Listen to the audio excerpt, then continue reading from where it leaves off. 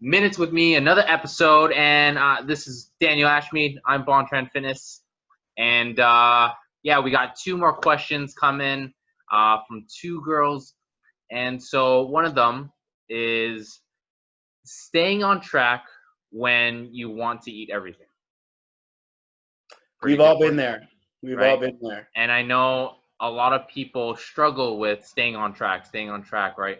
You know, they do their research or they hire a personal trainer, right?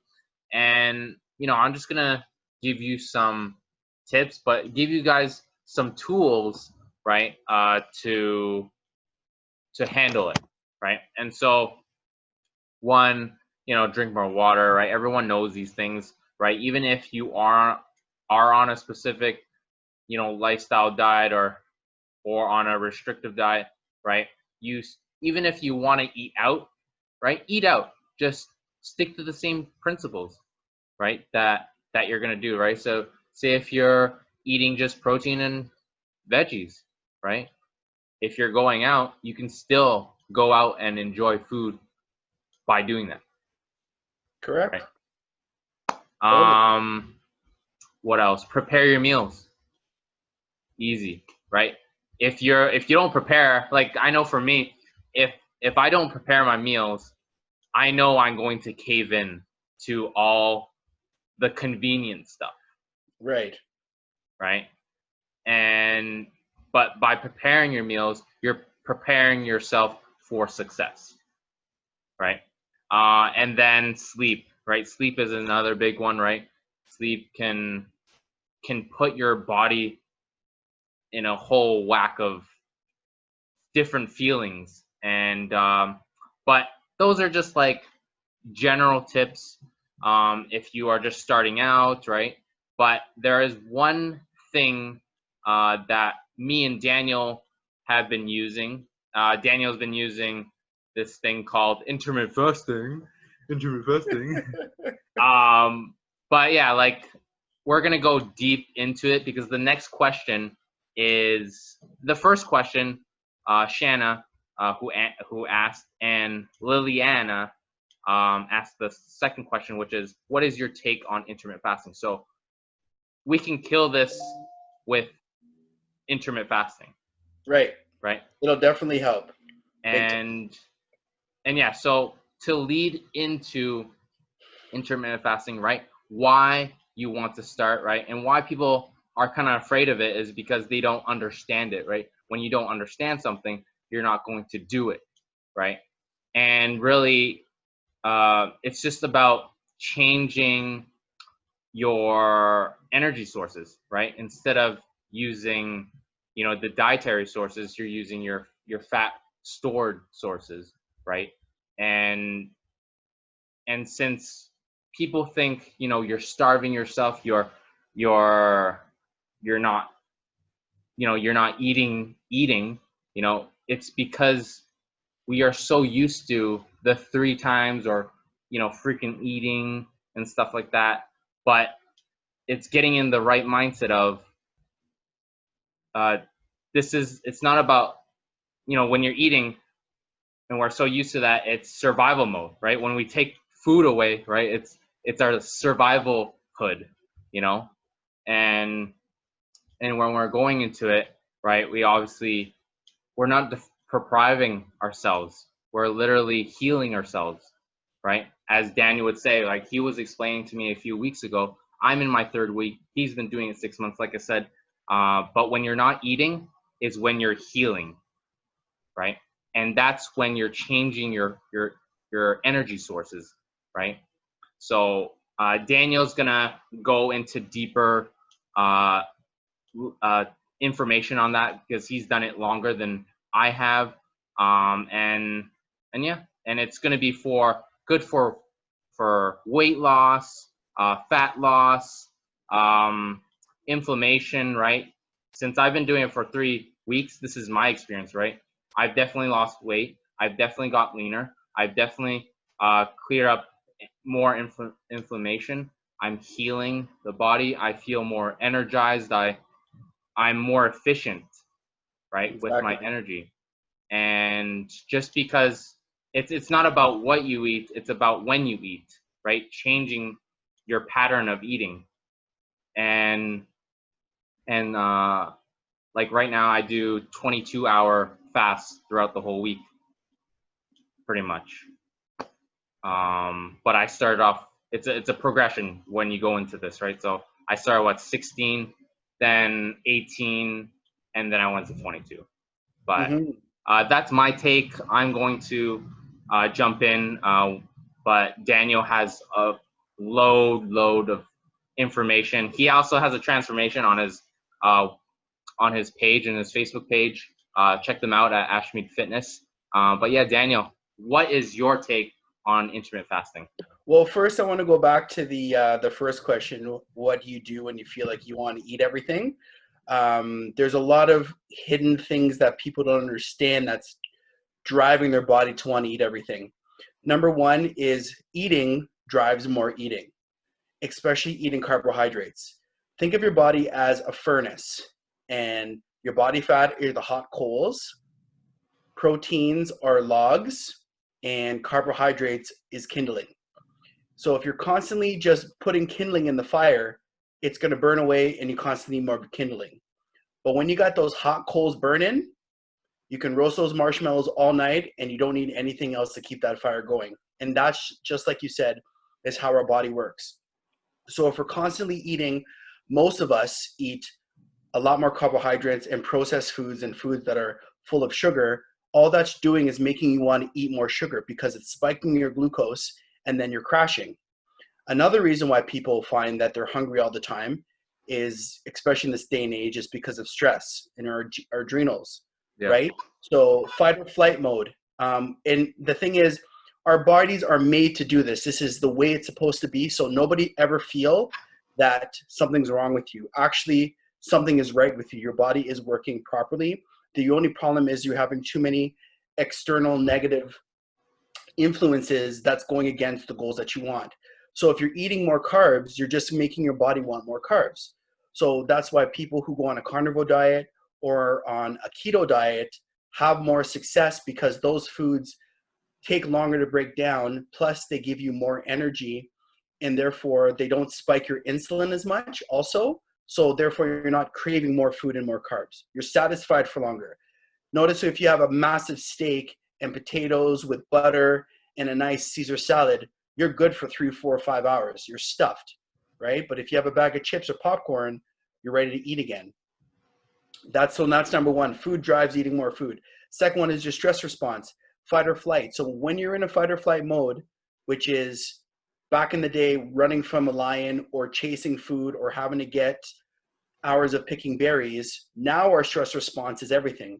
Relationships, work, traffic, computers, stress we put on ourselves. So when we're stressed out or in that mode, even working out, our blood glucose is rising and then it's dropping, which is making you hungry.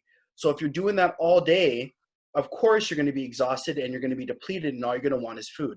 So don't ever think bad that that's what's happening. It's because of the lifestyle that you're having. So things that will help that is try to eat less carbohydrates in your meals and try to find things that aren't stressful. Try to take breaks in your day, go for walks, meditate, do exercise, find other ways to relieve the stress in your life.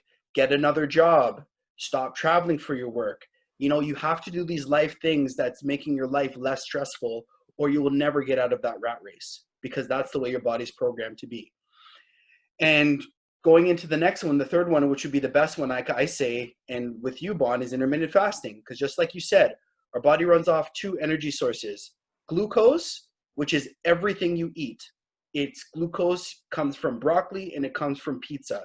It comes from potato chips and it comes from celery. So people have to remember, anything you eat turns into glucose. Secondly is your fat storers. When you're not eating, your body, your liver will take the fat store in your body and turn it into glucose to fuel your body. That's why we have not died thousands of years ago, when we had times of drought and times of famine and times where there wasn't food, because we used our fat stores. But now, in this 20th century going forward, we have an abundance of food. So we are eating all the time. So we never have to tap into our fat stores. Even when we're healthy, Bon, you and myself, perfect examples. Both of us bodybuilders, both of us love exercise, both of us ate a lot of food. Then we both realized we can do the same amount of work, if not better, on a quarter of the amount of food that we used to eat. We used to eat 5, 6, 7 meals a day, easily, and including snacks. You and I go 1 meal a day and performing just as well, if not better. Why? Like you said, because we're efficient. Yeah. And guys, like, think about, there are two hormones that I've learned over, the past 3 weeks, and it's insulin, right? When you eat carbohydrates, you're spiking your insulin, right? Which is a number one hormone that prevents you from losing weight, if that's one of your goals. Right? Yeah, insulin is your fat storing hormone. And sorry to say, Bon, everything you eat spikes your insulin. Exactly. Carbs just more so than anything else. Mm-hmm. Yeah, anything you eat. And then there's growth hormone, right? Which is pretty much, when you exercise, when you sleep, right? And it's just about having more growth hormone than insulin. Insulin, yeah. Also, two other ones that people don't know is leptin. Leptin, yeah. Leptin and ghrelin. So ghrelin is your hormone that makes you hungry. And leptin is the hormone that makes you feel satisfied and full, your saturated hormone. So because we eat so much, those hormones are messed up. So because we've eaten on external factors, because the food looks good, because we had a great day, because we had a bad day, because it's a birthday party, all these external factors have driven us to eat besides what factor? I'm hungry. And not like I'm hungry like, yeah, I can eat, but like I'm hungry. You know that hunger when you're working or you're doing something and all of a sudden you just stop and you're like, whoa, I haven't eaten in the last 6 hours. I'm hungry. That's the hunger I'm talking about. Not the hunger because you're watching your favorite TV show and you're bored and you want something to do with your hands, so you eat some popcorn. So that's the other thing, guys. We've diluted our real hunger with all these external factors that say we're hungry, right? Instead of just real true hunger. So yes, insulin makes you hungry, stores fat. GH, growth hormone, suppresses hunger. That happens when you're sleeping, and that happens when you're working out. So your blood sugar is rising and your GH levels are rising, so you don't become hungry because your body has no time to eat. It needs to use all its energy for that task at that point in time. And then your ghrelin, that's the one that makes you hungry. And you got to give your body time to really use that in the most efficient way, not all the time. Because when your hormones get messed up, you never actually feel full, even though that you are, because you're always eating. So that's why this fasting is kind of a hormonal reset, just like your computer. You turn your computer off, you reset. When you're fasting, you're resetting your hormones. You're giving your body a chance to break and heal, like you said, Bonnie, and get rid of all that extra food that you have in your intestines and let your body now use the energy that it has to build muscle, heal yourself, cure illnesses, get rid of viruses, break down and get rid of bad cells and proteins in your body, which will make you new, which will make you whole and make you healthier. But if you're eating all the time, all your body is doing is processing food all day long.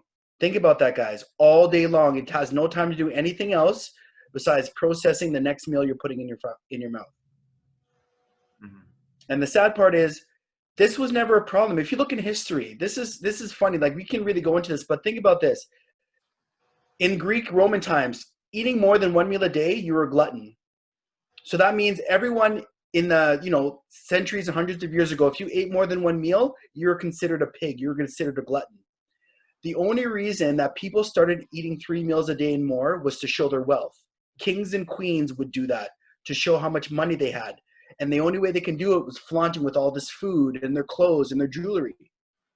So it was just a way to show that I'm more wealthy than you are, right? It had nothing to do with health. And then Big Brother, the government, subsidies, lobbyists, the food industry are pushing food on us since the 1970s. Before, it was 3 meals a day, breakfast, lunch, dinner, and then you slept. So literally everybody fasted for 8 to 10 hours a night and 3 to 4 hours between their meals. So everybody was fasting a good 16 to 18 hours a day. without even thinking about it. But then what happened? You had to have snacks between meals, right? You had to have breakfast. You had to have a late night snack. You had to eat when you're doing this. You had to eat, you had to eat, you had to eat. And then what happened is it just got that roller coaster going. Just like any drug, food is a drug. The more you eat, the more you want to eat. Mm-hmm. So, and the funny thing is, at first, yes, it will be a little bit difficult for some people because if your insulin is high, you want to eat. You're on a fed state. People run off two fuel sources. You're either in a fed state or a fasted state, fat burning state. Bon and I are now able to switch back and forth, which is what our ancestors did. They were able to switch from a fed state of using glucose to a fasted state using body fat, just like that, without any worry or even thinking about it. But because we've been eating so much for so long, it's going to take us much longer for some people to be able to transition their body back and forth from a fed state using glucose to a fasted state using fat and ketones. Yeah, and sometimes it takes 3 to 4 or 5 days, but sometimes longer. Depending on the person. Yeah, Right? it really Depending on does. how your body is. Right. Sometimes Exactly. you have insulin resistance and everything. But yeah, like Dan, like go into deeper with insulin resistance. Okay, beautiful. Yeah. Yeah, because I find insulin resistance is a little confusing, and it was for me at first. So think of insulin being a key, and your cell is the lock, okay? And then the cell, so the key, which is the insulin, is taking the glucose, and it is putting it in the cell.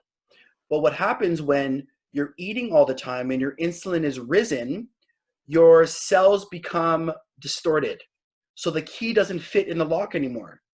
So what does your body do? It's now going to use more insulin to push that fuel source into the cell. But what's happening is the cell is still resisting. So it's which comes first, the chicken or the egg, right? So it's not getting into the cell. So there's pushing more insulin. Now the cell is continuously resisting the insulin.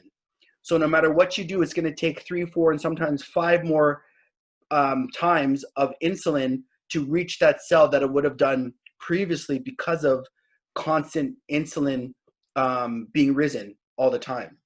Mm-hmm. So when the key doesn't fit, it's not going to open the lock. So it keeps pushing more insulin to try to open that key. But sometimes what would take maybe 5 keys of insulin per se will take 20 to maybe 30 keys.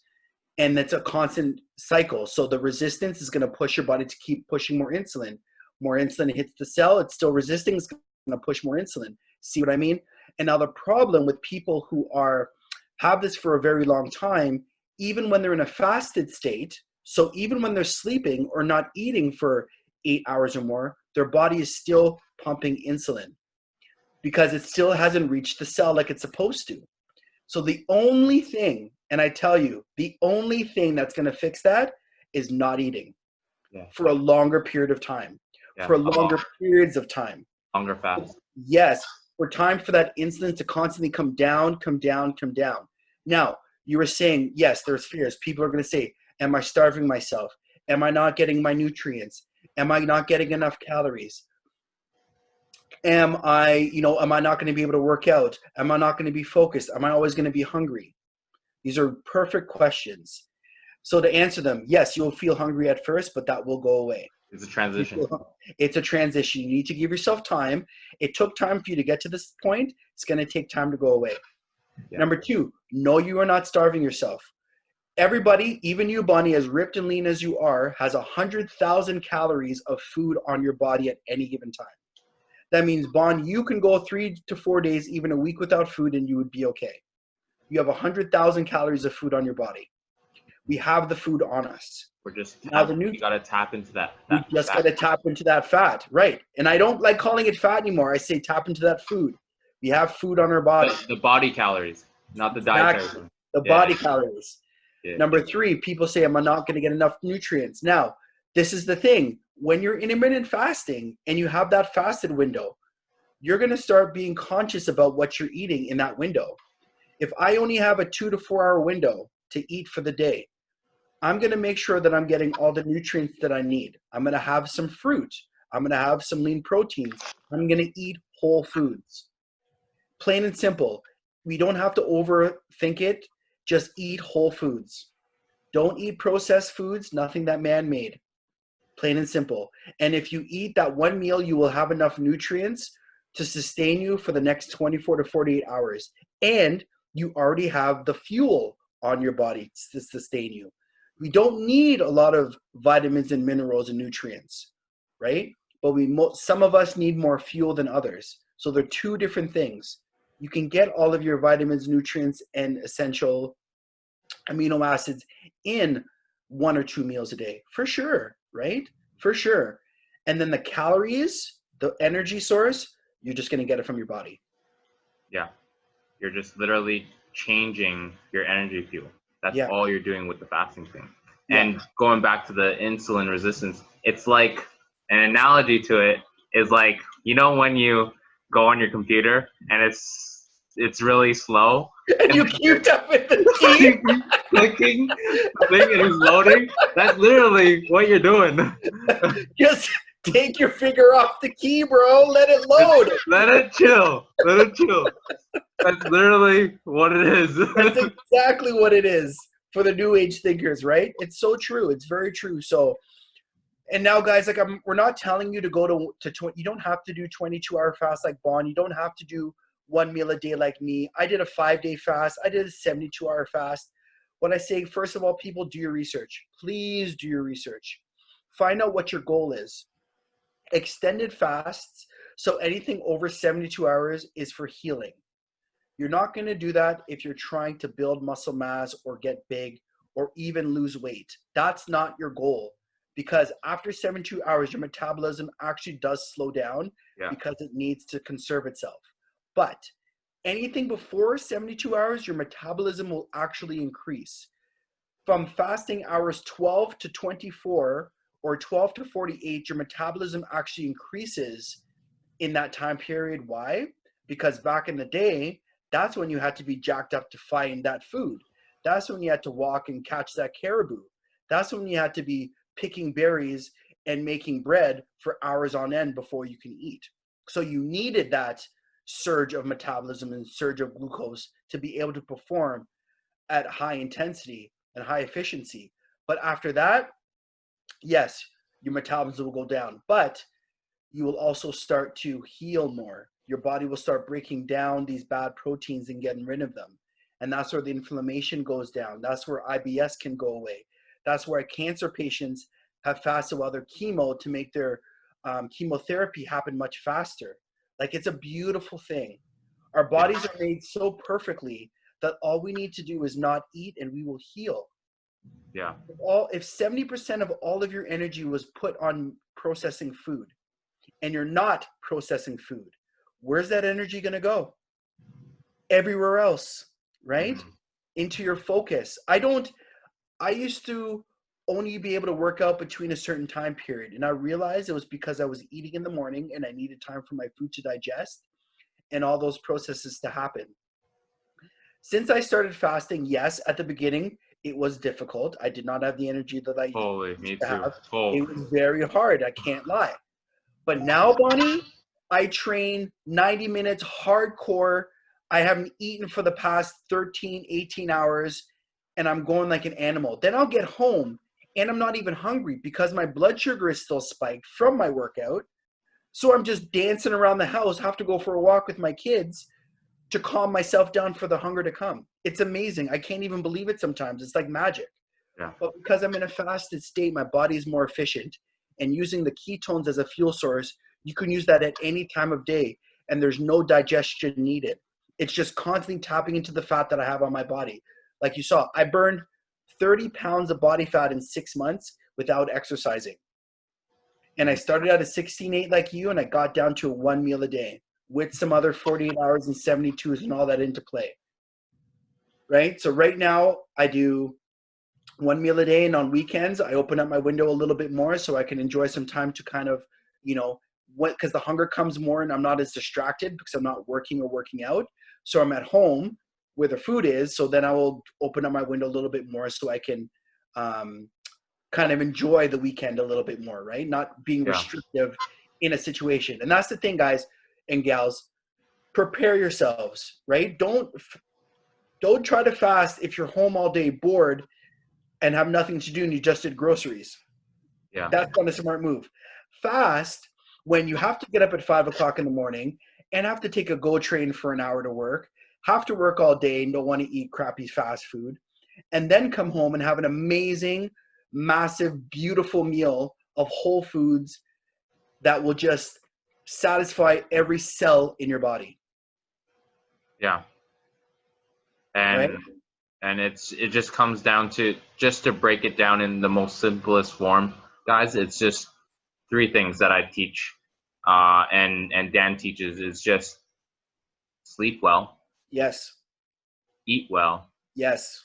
and exercise. Yes. Right? Don't overtrain, but at least 3-4 times a week, hard, right? Make sure you're sore, nutrition, it's just key, right? It is Whole key. It foods, is key. right? And it's hard because I know it sounds easier than it is. And I know some people can't do all three, right? I know a lot of people that unfortunately can't get the amount of sleep that they need to, that they would like Yeah. to.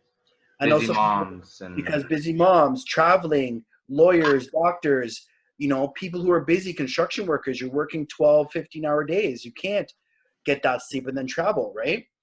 But get as much as you can. And times that you can get more sleep, please sleep in on weekends. Please take a nap if you can, right? It's very essential. Do those things. And with naps. nutrition, like you said, whole foods, nothing that is processed. And it's hard because processing is anything that's breaking it down from its original form. So actually, just eating food is processing food, but try to get as least processed as possible, right? Yeah. And as much of its whole form as much as possible. And then the third one, exercise. That also could be just activities. One of my clients, she only works out with me, but she messaged me. She goes, I went for a walk with my dog and I played some tennis. I guess it must have been exercise because man, am I ever sore. And I said, that's beautiful. So Yeah. find something fun. Go for a walk, go for a swim, play with your kids, clean up your house, do yard work. All those things are forms of exercise. But I would agree with Bon. Try to lift something heavy 2 to 3 times a week if you can to strengthen your muscles and your bones. Yeah. That's very key for sure. But you Especially don't, just, yeah, sorry. no, go ahead. Especially because, it's just like how I train people is very functional. So it's more in the health sense, more in a sense of training for your daily life performance. Yes, That's literally exactly. strength training. Yeah, training to do stuff that you would do in a day to life, which is a push, a pull, and a squat. Some variation, right? You're pushing something, you're pulling something, you're picking something up, or you're squatting, or you're putting something down. So we just kind of mimic those movements to make them better with minimal risk of injury, for sure. Yeah. Another couple things I would say. So going back to fasting, the easy way to start, I would say, is start with just 3 meals a day. Cut out your snacks. Have a breakfast, lunch, and dinner. Okay? From there, if you're a person that doesn't eat breakfast or doesn't find that they're hungry in the morning, don't eat. You're fine. Yeah. Okay? Skip breakfast and then go into an 8-hour period. But that doesn't mean you can eat. You should be eating the full 8 hours. That just gives you an 8-hour opportunity. Still, try to get 2 to 3 meals, at the most 3 in that 8 hours. 2 is ideal. A big lunch and a big dinner. That is ideal. And then listen to your body. Okay, that's the key, guys. Don't go off external factors, of course, as your trainer telling you, or you have to do this for this month. Listen to your body. If you're not hungry, don't eat. Drink water. You'll slowly adjust and you will slowly transfer over to a fat adaptation where it will flip back and forth like nothing, with ease. That's how you're knowing that it's working. When you become hungrier less and you stop thinking about food as much, and when food fills you faster, you're not eating as much food because your stomach is getting smaller, because you're becoming more efficient, because you're using more of your own body food as a fuel source and you don't need outside food. You'll save money on your grocery bill and you will be more focused when you're working on an empty stomach. Your body works best on an empty stomach because it's not processing food. So Yep. now it can do everything else that you want it to do. Yeah. No, I totally agree. And one thing I wanted to mention, guys, I'm also going to, with my photo shoots too, like I have another one coming up October 16th, and I'm going to do a video on what I did with these photo shoots.